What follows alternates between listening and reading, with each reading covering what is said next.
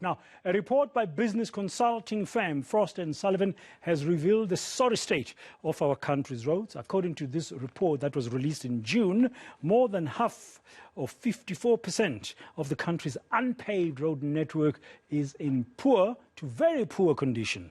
And the same applies to a third or 30% of the paved network. Well, to take us through the findings of the report, we're joined by Prestele, a consultant at Frost & Sullivan Africa. Mr. Prestele, good afternoon. Welcome to the Midday View on eNCA. Well, Frost & Sullivan, I understand, conducted this research on the state of our roads about June this year, or a little bit earlier. Well, what were some of the key findings? Let's begin there. So, first of all, thank you very much for having me. Much appreciated. What we realized is the South African road network is split into three separate jurisdictions. We have the national, we have the provincial, and the municipal levels of road network.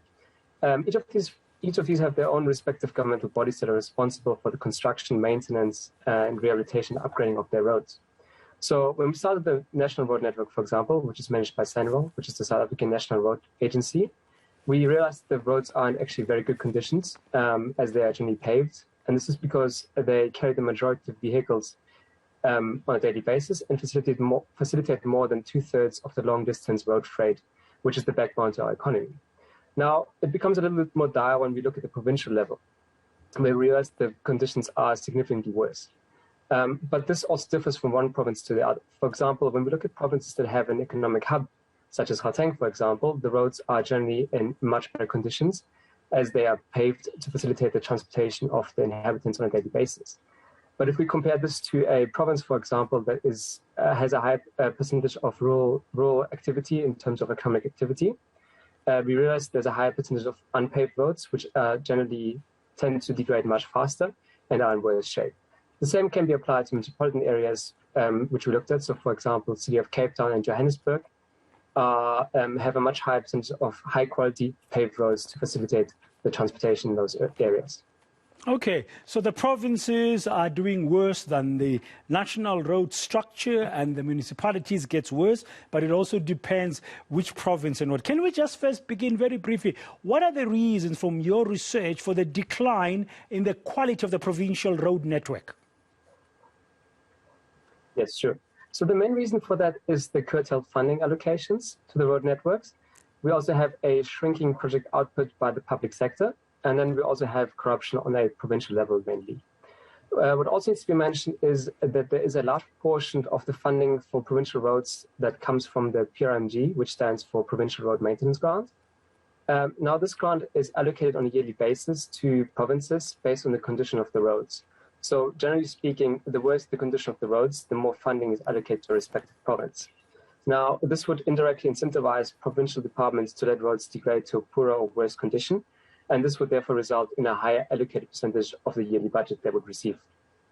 Okay. Which provinces have the worst roads today in South Africa? So roads are assessed based on a visual condition index, which means that the provincial departments and municipal departments go out on a yearly basis and assess the roads based on a kilometer and allocate 5 levels to it. So either the kilometer is in very good, fair, poor, or very poor condition. Now, we combined all this together. We looked at the paved and the unpaved road networks, and we realized that the Eastern Cape, the Free State, the Northwest Province, as well as Limpopo and Mpumalanga sadly have the worst road conditions, both in terms of paved and unpaved roads. Yeah, and they tend to be sort of most of the rural provinces, so-called, with more rural components. Yes, exactly. And municipalities, would that apply as well, be applicable in terms of the research? You've seen that the bigger metros would have better infrastructure? Yes, so metropolitan areas similar to provincial departments receive a supplementary grant on a yearly basis, which again is allocated based on the condition of the roads, of the overall road conditions in that metropolitan area. They also receive a budget from the provincial departments, which is allocated to them from national budget, which differs again from metropolitan area from one to another. And then they also have their own revenue sources. So they generate income through rates and taxes. We have license fees, we have permits, loans, and tolls, for example. And then there's also a management aspect to it, where each metropolitan area, for example, has their own responsible body for managing the roads. So, for example, in Cape Town, we have the TNT. And in Johannesburg, we have the JRA. So that also plays a factor. Okay, one would therefore guess that a city like Cape Town, Joburg, eThekwini, a metro like Tshwane would be doing much better. But there's a cost to all of this, of course, if there's lack of maintenance and you need to fix the roads across the board. Very briefly, money-wise, I mean, our backlogs in terms of maintaining our road infrastructure across the board, what is it? I mean, I'm sure it runs into billions of rand. So this is very difficult to quantify. So, for example, the Eastern Cape has indicated that their backlog at the moment, maintenance backlog that is, at the moment runs to 23 billion rand. But generally speaking, the maintenance backlog will continue to increase because only very few provinces continue to allocate sufficient funding to address their maintenance backlogs. So our major highways, the national roads, the main provincial roads are relatively well looked after.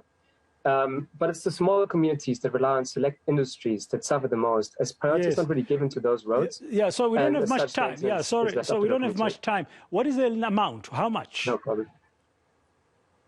It's very difficult to quantify. I can't give you an exact number at the moment. Okay, thank you very much. We have to leave you there. Thank you very much for your time. Patrick Prestele, consultant, Frost and Sullivan Africa.